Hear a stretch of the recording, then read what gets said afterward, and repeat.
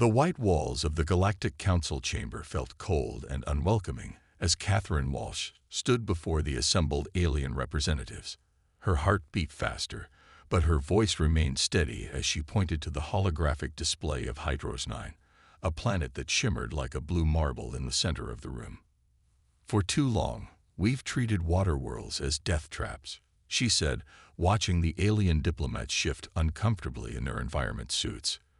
"But what if we've been looking at them all wrong?" The Arxian representative, his gray scales bristling with irritation, leaned forward. "Dr. Walsh, we've lost 17 expeditions to water worlds in the past century alone. The pressure crushes our strongest ships. The currents destroy our equipment. The native life forms attack anything that enters their domain." Catherine smiled. As a marine biologist from Europa's underwater cities, she had heard similar arguments before. She pressed a button, and the hologram changed to show Earth's deep oceans. "My ancestors once feared the seas of our own world. Now we build cities in the depths. We farm the ocean floor. We've learned to speak with whales and giant squid." The chamber filled with murmurs as she displayed footage from Earth's Marianas Trench colony. Humans in sleek diving suits swam alongside massive sea creatures, their movements graceful and coordinated. "We didn't conquer the oceans," Catherine explained. "We learned to work with them." A tentacled Moravian raised 3 of its appendages, a sign of skepticism. "Your species evolved on a water world. Of course you adapted. But the rest of us—" "That's exactly my point," Catherine interrupted, her excitement breaking through her professional demeanor. "We've spent generations developing technologies and techniques for deep-sea survival.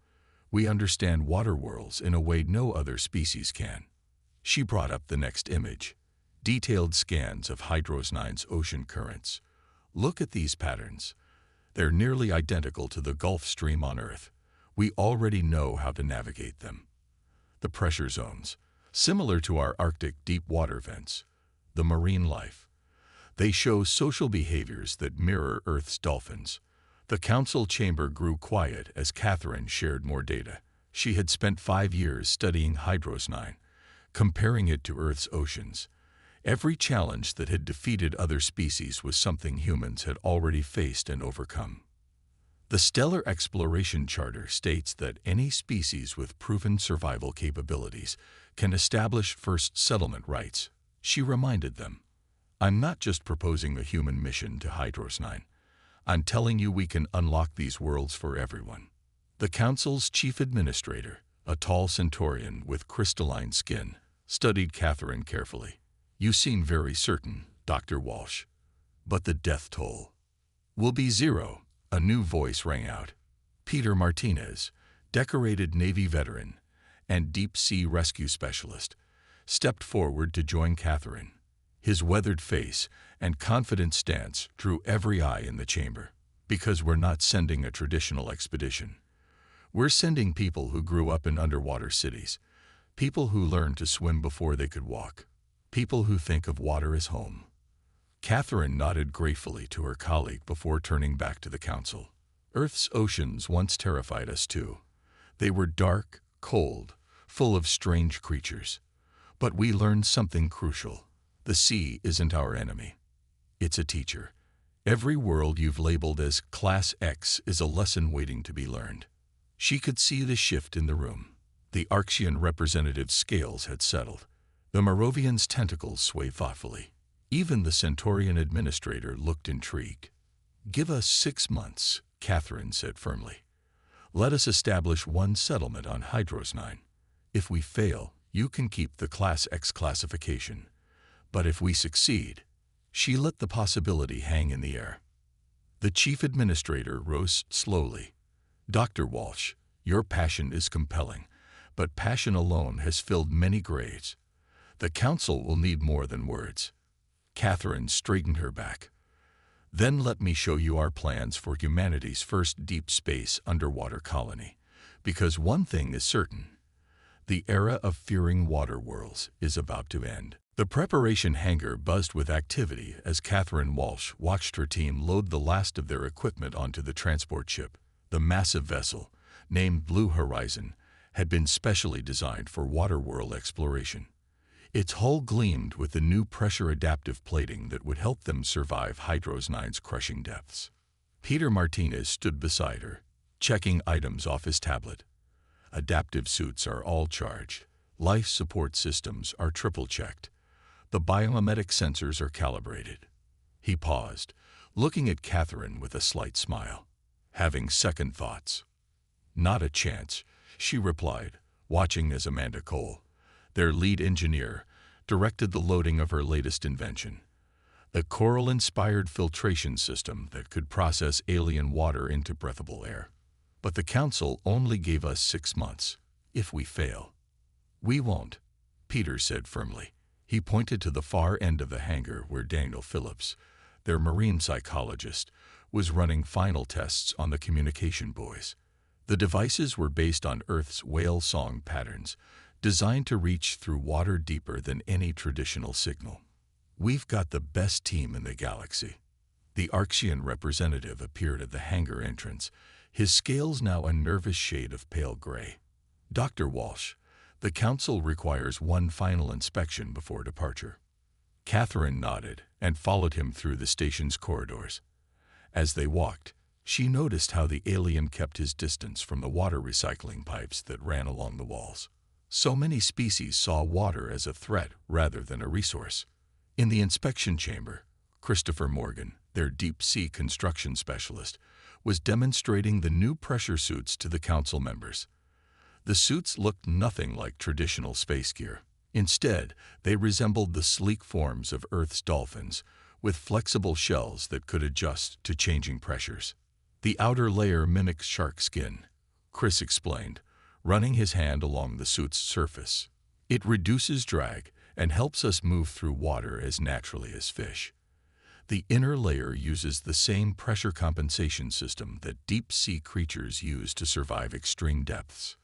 The chief administrator studied the suit with his crystalline eyes. Impressive engineering, but the previous expeditions also had advanced equipment. "They tried to fight the water," Catherine interjected. "These suits work with it, just like these." She gestured to the collection of smaller devices spread across the inspection table. Amanda stepped forward, holding up what looked like a simple metal sphere. "This is our emergency shelter. Watch." She dropped it into the testing tank, and the sphere unfurled like a sea anemone, creating a bubble of breathable space underwater. It reads current patterns and adjusts its shape to maintain stability, just like coral polyps do. The Council members murmured with interest, but the Arxian representative remained skeptical. "Your biology-based approach is fascinating, but Hydros 9 isn't Earth. Its life forms are probably more like us than different," Daniel interrupted gently. He pulled up readings from their advanced probes. The planet's dominant species show signs of complex social structures. They use bioluminescence for communication, just like Earth's deep-sea creatures. They're not mindless monsters. They're intelligent beings protecting their home. Catherine watched the Council's reactions carefully. They were impressed by the technology, but still feared the unknown. She stepped forward, her voice clear and confident. "Every piece of equipment we're bringing was inspired by Earth's marine life. We're not going as conquerors or even just explorers. We're going as students." Peter joined her, adding, "And we got one advantage no other expedition had. We're not afraid of the water. We respect it." The chief administrator was quiet for a long moment. Finally, he nodded. "Your departure is approved. But remember, Dr. Walsh, 6 months. Not a day more."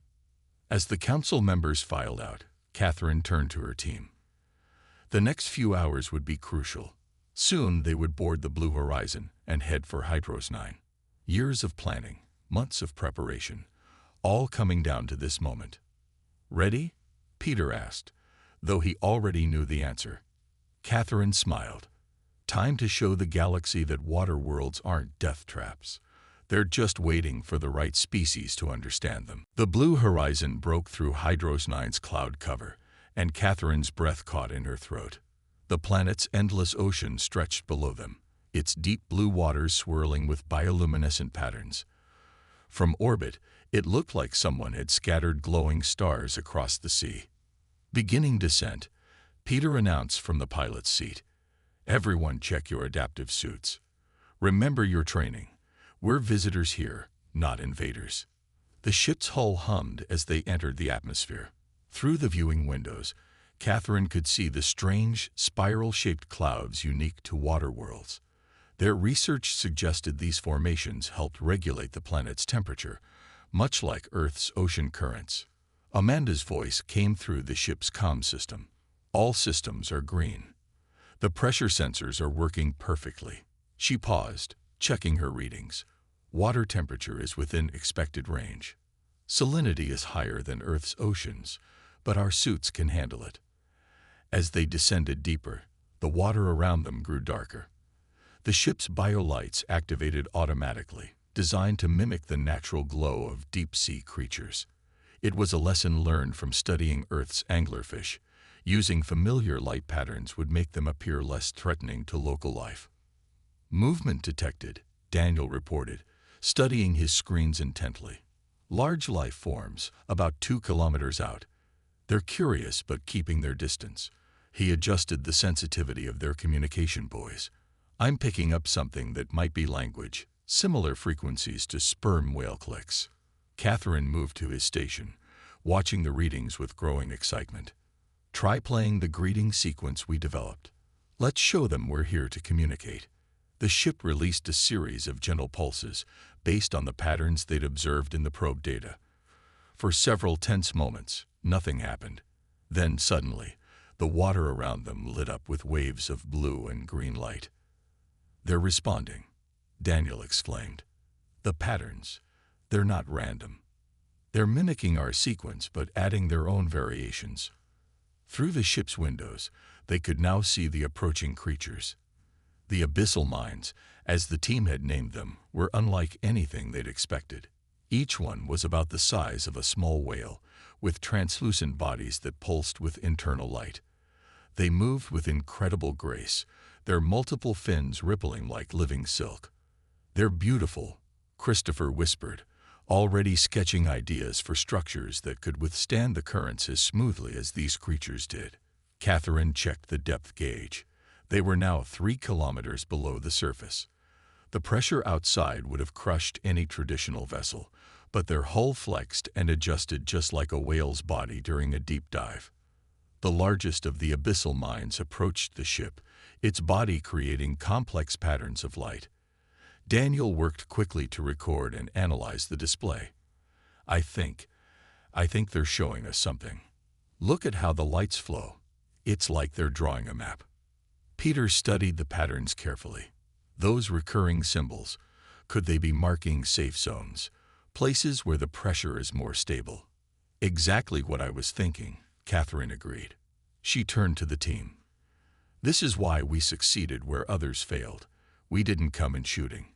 We didn't try to claim territory. We waited, watched, and listened." The abyssal mine near their ship released a burst of gentle blue light, then began to move away slowly, clearly inviting them to follow. "Should we?" Amanda asked, her hand hovering over the engine controls. Catherine smiled. "They're offering to guide us, just like dolphins sometimes guide ships through dangerous waters on Earth." She nodded to Peter. "Follow them, but maintain a respectful distance. We're guests in their home." As the blue horizon glided after their new guides, Catherine thought about all the species who had tried to conquer water worlds by force. They had seen only the dangers, the pressure, the darkness, the unknown creatures. But humans had learned long ago that the key to surviving in water wasn't strength. It was respect, patience, and the wisdom to learn from those who knew the waters best. 2 weeks had passed since their first contact with the abyssal mines, and the Blue Horizons crew had made more progress than anyone could have imagined. They found themselves in a vast underwater canyon that the native creatures had shown them, protected from the worst of the ocean currents. Amanda worked tirelessly in her makeshift lab, studying samples of local coral-like structures. "These formations aren't just beautiful," she explained to Catherine. pointing to her microscope display. They naturally process minerals from the water. If we can understand how they work, we could use them to build our life support systems. Through the lab's window, they could see Daniel swimming outside in his adaptive suit. He moved slowly through the water, surrounded by several younger abyssal minds. Their lights pulsed in synchronized patterns as they learned to communicate with each other. "It's amazing," Daniel reported through his comlink. "They don't just use light for simple messages. Each pattern has layers of meaning. It's like they paint their thoughts in the water." He gestured to one of the smaller creatures, which responded with a spiral of golden light. "That pattern means both friend and teacher. They see relationships as flowing both ways." Peter entered the lab, shaking water off his suit after returning from a scouting mission. "You need to see this," he said, pulling up a holographic map. "The abyssal mines didn't just show us a safe place to stay. They've revealed an entire network of these protected canyons. It's like an underwater highway system connecting their communities." Catherine studied the map with growing excitement. The network spread across thousands of kilometers, carefully placed to avoid dangerous pressure zones and turbulent currents. Other expeditions probably never even knew these safe routes existed. They tried to force their way through the open ocean instead of looking for natural pathways. Christopher joined them, his hands full of design sketches. "I've been watching how the local structures grow," he said, spreading his drawings across the table. "These aren't random formations. The abyssal mines cultivate them, guide their growth. It's like underwater architecture, but one that works with the environment instead of against it." He pointed to a particular sketch that showed a blend of human technology and local biological structures. "We don't need to build traditional bases. We can grow them, just like they do. Start with a small core of our equipment, then encourage these formations to develop around them. The structures will be stronger than anything we could build, and they'll repair themselves naturally." "Look at this," Amanda called out, waving them over to her station. She had been analyzing water samples from inside the coral-like formations.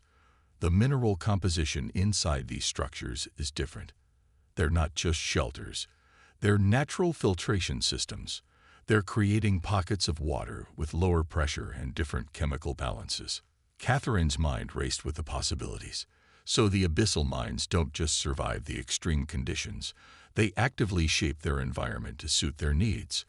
And they're willing to teach us how to do the same. Daniel's voice came through the comm again, excited. "That's not all. I think I know why previous expeditions faced so much hostility. The abyssal mines are showing me memories of other visitors. They all came with huge machines, trying to drill into the canyon walls or harvest the coral formations. They didn't realize they were damaging living structures, living communities." Peter nodded thoughtfully. "We came to learn instead of take. That made all the difference." He looked out at the glowing creatures swimming peacefully around their ship. "They're not just intelligent. They're brilliant engineers in their own right. They've solved problems we're only beginning to understand."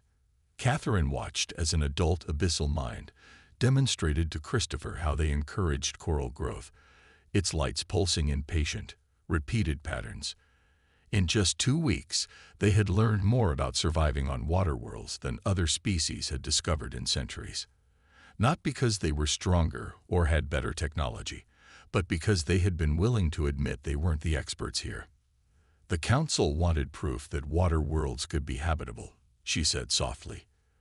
"We're going to show them something even better, proof that they already are, if you just know how to listen to the locals." The first warning came from the abyssal mines. Their usually gentle light patterns suddenly turned sharp and urgent, flashing in rapid sequences that Daniel had never seen before. Outside the blue horizon's windows, the massive creatures swam in agitated patterns, their bodies pulsing with bright red warnings. "Something's wrong," Daniel announced, his fingers flying over the translation console. "They're trying to tell us about movement. Deep movement." Catherine rushed to the ship's sensors. The readings showed massive pressure changes in the ocean layers below them. "Underwater storm," she said, her voice tense but controlled. Much bigger than anything we've recorded so far. Peter immediately began powering up the ship's engines. We should evacuate. Get to shallower waters before. No, Catherine interrupted, watching the abyssal mind's movements closely. Look at them. They're not leaving. They're preparing for something. Through the windows, they could see the sea life organizing itself. Younger abyssal minds retreated into the coral-like structures while the adults positioned themselves in a complex pattern across the canyon. Amanda's voice came urgent over the comm system. The coral formations are changing. Their mineral structure is shifting, becoming denser. She paused, checking her readings again. They're strengthening themselves against the coming pressure changes. Christopher, who had been outside studying the structures, quickly swam back to the ship. It's not just the coral, he reported as he cleared the airlock. The whole canyon is part of their defense system. Those patterns we thought were just decorative. They're pressure vents. Catherine looked at her team, seeing the same realization dawn on all their faces. Previous expeditions had run from storms like this. They had never stayed to see how the native life survived them. We're staying, she announced. Full observation protocol. Everyone to their stations. Daniel, keep recording their light patterns. Amanda, monitor those structural changes. Christopher, I want every detail of how these formations adapt. The storm hit like a giant hand pressing down on the ocean. The water grew darker as massive currents stirred up the sediment around them. The pressure gauges showed readings that would have crushed any normal vessel. But the blue horizon held steady, its adaptive hull responding just like the tissues of deep-sea creatures. Around them, the abyssal minds began to glow brighter, their lights cutting through the murky water in coordinated patterns. They're not just warning each other, Daniel realized, watching the displays. They're working together. The lights, they're creating some kind of energy field. Amanda's excited voice broke through the comm. He's right. The bioluminescence is affecting the water somehow. The pressure is being redirected around us, following the paths of their light patterns. Through the chaos, Catherine watched in amazement. The adult abyssal minds had arranged themselves in a formation that seemed to guide the worst currents away from the canyon. Their light patterns worked with the coral structures to create safe pockets in the water.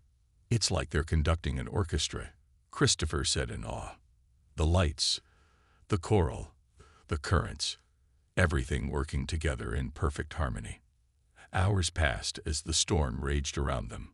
The team worked nonstop, recording every detail of how the abyssal minds and their environment handled the crisis. When the pressure finally began to ease, they had gathered more data about surviving extreme conditions than any previous expedition. Peter looked at the readings in disbelief. If we had run, we would have missed all of this. Every other expedition probably did. Catherine nodded, watching the abyssal minds begin to relax their formation. That's why they failed. They saw storms like this as disasters to escape, but the abyssal minds showed us the truth. It's not about running from the pressure. It's about working with it. Amanda finished, still studying the coral samples, just like everything else on this world. As the water cleared, they could see that the canyon was completely intact. The coral structures had held. The younger abyssal minds emerged from their shelters, their lights now pulsing with calm, steady rhythms. Send a message to the council, Catherine told Peter. Tell them we just survived conditions that destroyed 3 previous expeditions, and we did it by letting the locals teach us how. The Galactic Council chamber looked very different now. Where there had once been skepticism and fear, Catherine saw interest and excitement on the faces of the assembled representatives. The holographic displays showed live feeds from Hydros 9, where the human settlement had not just survived, but thrived for the past 4 months. Lisa Bennett, their cultural liaison officer, stood beside Catherine as they presented their findings. The abyssal minds aren't just letting us stay in their territory, she explained, showing footage of humans and aliens working together. They're actively helping us build something new. The images showed human divers and abyssal minds swimming side by side, their movements synchronized as they tended to the growing coral structures.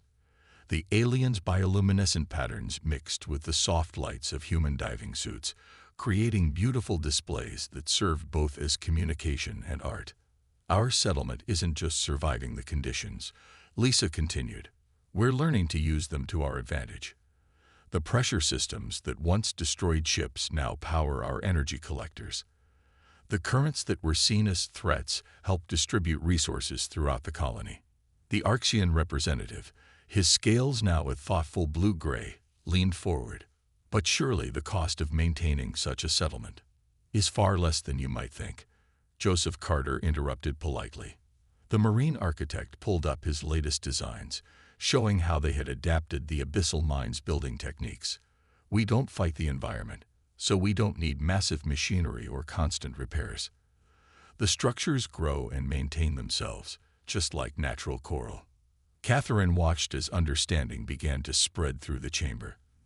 These weren't the crude underwater bases that previous expeditions had tried to build. These were living spaces that worked in harmony with Hydros 9's oceans. The abyssal mines have shared knowledge that goes beyond simple survival, she added, bringing up new data streams. They understand water worlds in ways we're only beginning to grasp. Their methods of managing ocean currents could help us protect coastal cities on a dozen worlds. Their pressure handling techniques could revolutionize deep space construction. Daniel stepped forward, showing recordings of the light language they had begun to master. We've learned that their method of communication isn't just beautiful. It's incredibly efficient underwater. We're already adapting it for use in our own deep-sea operations back on Earth. The chief administrator studied the displays with his crystalline eyes. You've achieved more than survival, Dr. Walsh.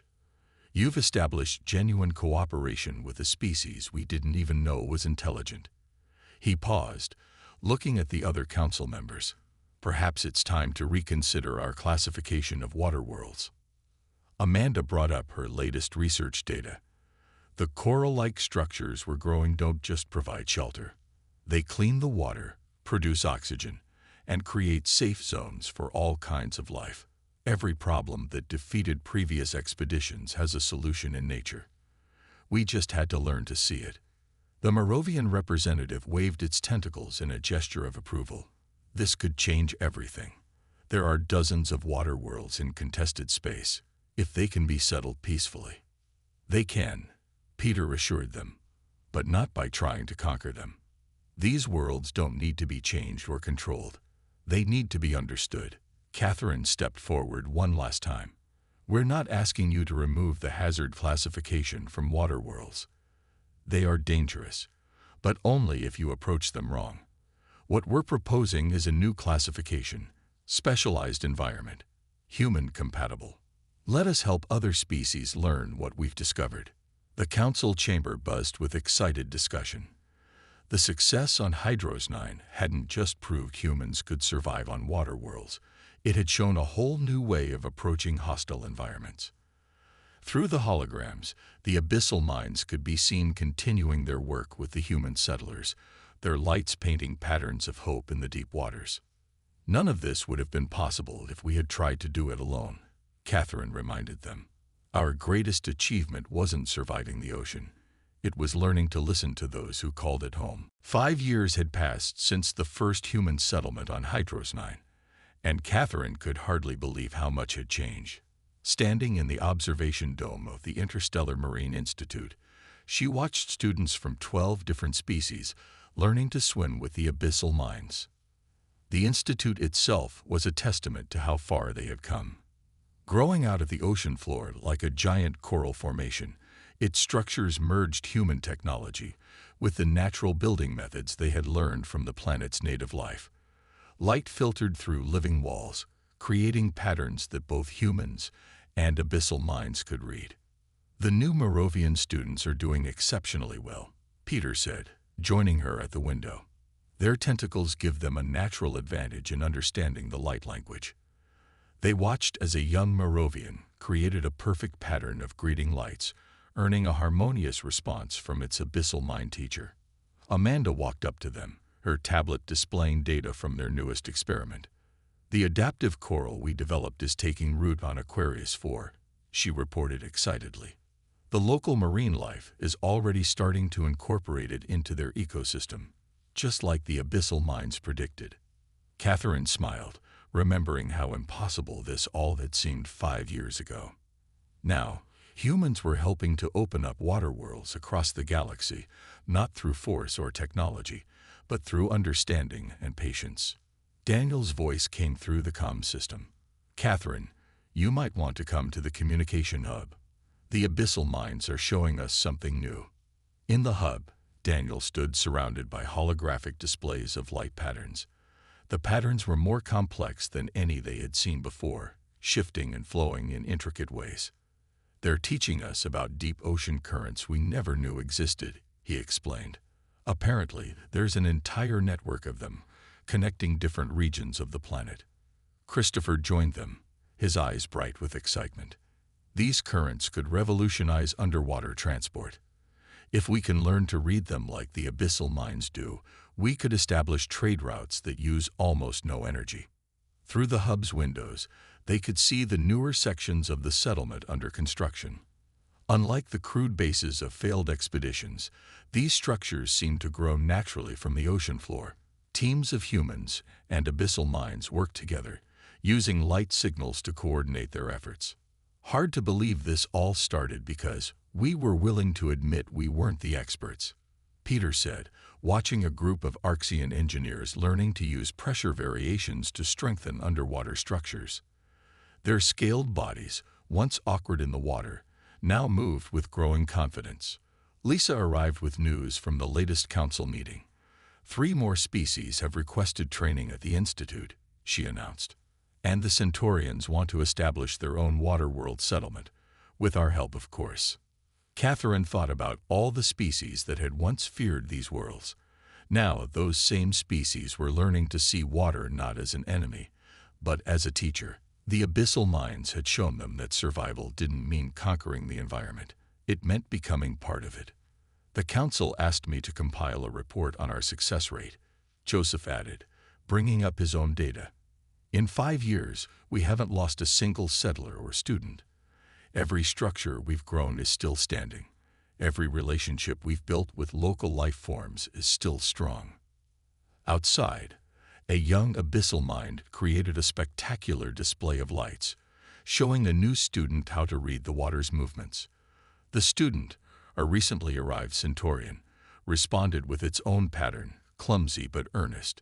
The abyssal mind's encouraging response lit up the water around them. You know what the best part is, Catherine said, watching the exchange. We're not just teaching them about water worlds. The abyssal minds are teaching all of us about cooperation, patience, and seeing solutions in unexpected places.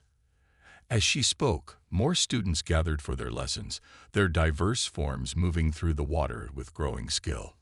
Above them, the great structures of the Institute rose like a bridge between worlds, its lights pulsing with patterns that spoke of harmony between species. We didn't just prove water worlds weren't death traps.